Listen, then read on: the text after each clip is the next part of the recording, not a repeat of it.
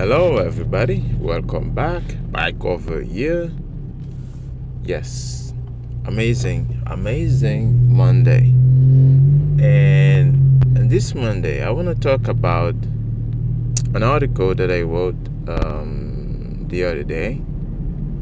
It's on the PieCover.com. If you go on PieCover.com, you will see the article about why by saving in Bitcoin is better than saving for a house down payment. So basically, I make the case for Bitcoin versus a second home, and I there's a moral case and a economical case for that, right? So the moral case is, well, the prices of things, right, of a house get more expensive when everybody monetize houses, right? But when everybody is trying to put in their money to buy a house, then price of houses go up, and it makes it price out everybody who need a house to live. So you have a lot of people got a second home, right? Like most people wouldn't need a second home, but they buy the second home just to preserve their wealth. There's nothing wrong with that, with preserving your wealth, but because there wasn't a monetary instrument to hold the value of their money, right? Because when the money is broken, you need to find a way to preserve your purchasing power. And the best way till now, till 2008 was houses. But now we have Bitcoin. There's no need to, perfect money. With perfect money, there's no need to use houses to preserve your wealth. Houses are not made to, to preserve wealth. They have a utility value. The utility value is the object that you use to live in, and people use to live in it. You don't use it to store your value, because in real term, the value of the house goes down. It doesn't go up. It only goes up because the value of the currency is going down. So, because the currency is hyperinflating, you see the value of the house double, triple every few years. But that doesn't mean the house is more valuable. In fact, the house is less valuable because you have to put more work to fix it. It get older, right? Things start breaking. You have to maintain it and all those things. With Bitcoin, the case I made is like, hey, the house is way riskier than the Bitcoin, because Bitcoin is almost maintenance free. You only have to get a hardware wallet, or sometimes even just 12 words, right? It's secured on the time chain. You can run your own node, verify that Bitcoin is there. You can do it yourself. There's no third party. You don't need a lawyer. You don't need a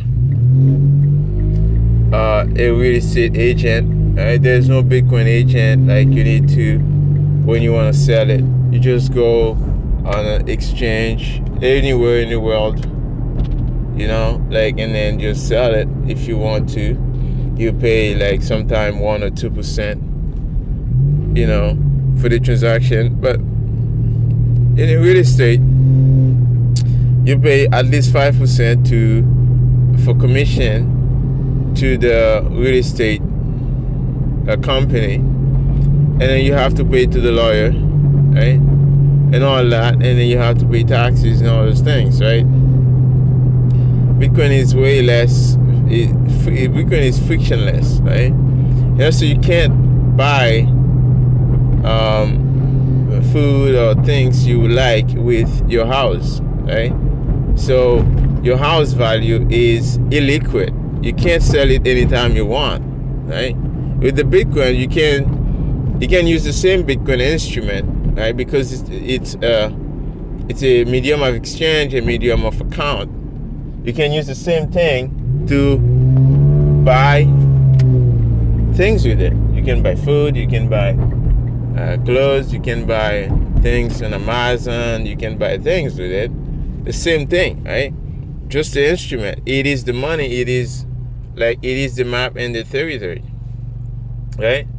So it's so much things like concentrated inside one. So those are the values, those are the properties that makes Bitcoin a better monetary asset than house or gold, right? You can use it to buy things online. You can use it to buy things on your city. So you say, yeah, well, they are not accepting Bitcoin. Yes, there's a lot of places that don't accept Bitcoin yet, but that doesn't mean that those places are not gonna come in the future, right? So anyways, this is just an idea of like why it is important to save in Bitcoin, right? Like protect your purchasing power in Bitcoin.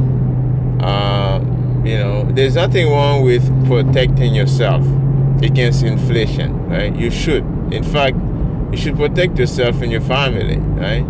If you don't, you have a moral imperative. You have a moral obligation to protect yourself and your family, right? So it's on you to do that.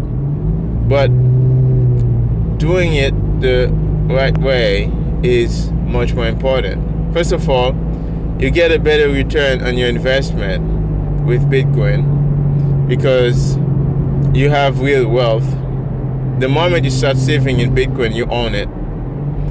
But the moment you start saving in a bank account to make a down payment for the house, this saving is gonna erode away because of inflation. So because of that, the house you was saving for the down payment for double in price. So the down payment amount you need is gonna be double. So you can never catch up. You can never catch up to that down payment. See? So it's almost like a dream now.